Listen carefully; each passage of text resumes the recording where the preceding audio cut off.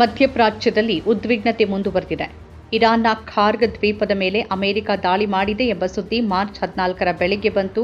ಈ ನಡುವೆ ಯುದ್ಧಕ್ಕೆ ಉತ್ತರ ಕೊರಿಯಾದ ಪ್ರವೇಶ ಆಗಿದೆಯಾ ಅನ್ನೋ ಪ್ರಶ್ನೆ ಎದ್ದಿದೆ. ಸುದ್ದಿಗಳ ಪ್ರಕಾರ ಉತ್ತರ ಕೊರಿಯಾ, ಜಪಾನ್ ಮತ್ತು ದಕ್ಷಿಣ ಕೊರಿಯಾದ ದಿಕ್ಕಿನಲ್ಲಿ ಕ್ಷಿಪಣಿಗಳನ್ನು ಹಾರಿಸಿದೆ.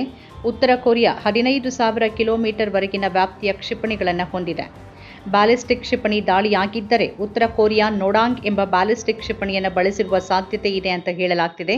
ಯಾಕಂದರೆ ಉತ್ತರ ಕೊರಿಯಾದಿಂದ ಜಪಾನ್ಗೆ ಇರುವ ದೂರ ಸುಮಾರು 1,200 ಕಿಲೋಮೀಟರ್ಗಳು. ಈ ಕ್ಷಿಪಣಿ 1,500 ಕಿಲೋಮೀಟರ್ಗಳ ವ್ಯಾಪ್ತಿಯನ್ನು ಹೊಂದಿದೆ.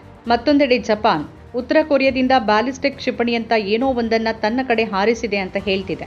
ಆದರೆ ತನ್ನ ಕಡೆಗೆ ಬಂದಿದ್ದು ಬ್ಯಾಲಿಸ್ಟಿಕ್ ಕ್ಷಿಪಣಿನೋ, ಕ್ರೂಸ್ ಕ್ಷಿಪಣಿನೋ ಅಥವಾ ಇನ್ಯಾವುದೋ ರೀತಿಯ ಆಯುಧನೋ ಅನ್ನೋದನ್ನು ಅದಿನ್ನೂ ಸ್ಪಷ್ಟವಾಗಿ ತಿಳಿದಿಲ್ಲ.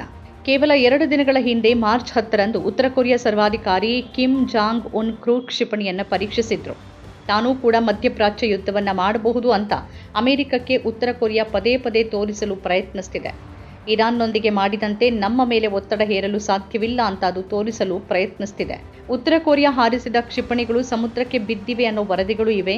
ಯಾರಾದರೂ ಗಾಯಗೊಂಡಿದ್ದಾರಾ ಅನ್ನೋದ್ರ ಬಗ್ಗೆ ತನಿಖೆ ನಡೀತಾ ಇದೆ. ಜಪಾನ್ ಮತ್ತು ದಕ್ಷಿಣ ಕೊರಿಯಾದಲ್ಲಿ ಅಮೆರಿಕದ 3ನೇ ವಾಯು ರಕ್ಷಣಾ ವ್ಯವಸ್ಥೆಯನ್ನು ನಿಯೋಜಿಸಲಾಗಿದೆ. ಇದಕ್ಕಾಗಿ ಉತ್ತರ ಕೊರಿಯಾ ಈ ಕ್ಷಿಪಣಿ ಹಾರಿಸಿರಬಹುದು ಅನ್ನೋ ಮಾತುಗಳಿವೆ.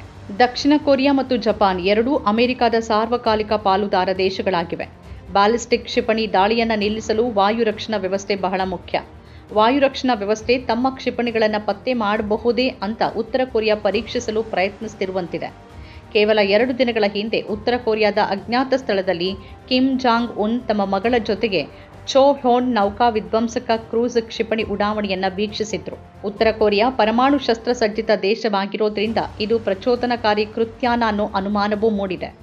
ಪ್ರಸ್ತುತ ದಕ್ಷಿಣ ಕೊರಿಯಾ ಮತ್ತು ಯುಎಸ್ ನಡುವೆ ಜಂಟಿ ಸಮರಾಭ್ಯಾಸ ನಡೀತಿದೆ. ದಕ್ಷಿಣ ಕೊರಿಯಾ, ಯುಎಸ್ ಮತ್ತು ಜಪಾನ್ ಅಂತಹ ಸಮರಾಭ್ಯಾಸ ನಡೆಸಿದಾಗ ಭವಿಷ್ಯದಲ್ಲಿ ಅವು ತನ್ನ ಮೇಲೆ ದಾಳಿ ಮಾಡಬಹುದು ಅನ್ನೋ ಭಯ ಉತ್ತರ ಕೊರಿಯಾಕ್ಕಿದೆ. ದಕ್ಷಿಣ ಕೊರಿಯಾ, ಯುಎಸ್, ಜಪಾನ್ ಉತ್ತಮ ಸಂಬಂಧ ಹೊಂದಿವೆ. ಯುಎಸ್ ಅಲ್ಲಿ ನೆಲೆಗಳನ್ನು ಹೊಂದಿದೆ.